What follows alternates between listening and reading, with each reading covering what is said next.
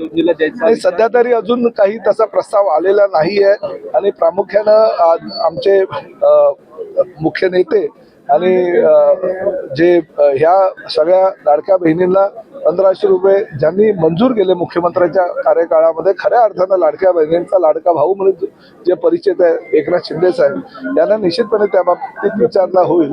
परंतु शेवटी हे महायुतीचं सरकार आहे, जे काही निर्णय घेतले जातात ते सामूहिक निर्णय घेतले जातात आणि तो सामूहिक निर्णय घेऊन त्या संदर्भातला निर्णय मुख्यमंत्री म्हणून देवेंद्रजी फडणवीस, एकनाथ शिंदे साहेबांनी आता सुनेत्राताई पवार हे घेतले. समर्थन असेल तर नाव बदलायचं नाही, आता शेवटी हा निर्णय तीन मुख्य नेत्यांमधला आहे आणि तो निर्णय जो घेतील तो निर्णय आम्हाला सगळ्यांना बंधनकारक असेल. एबीपी माझा, उघडा डोळे बघा नीट.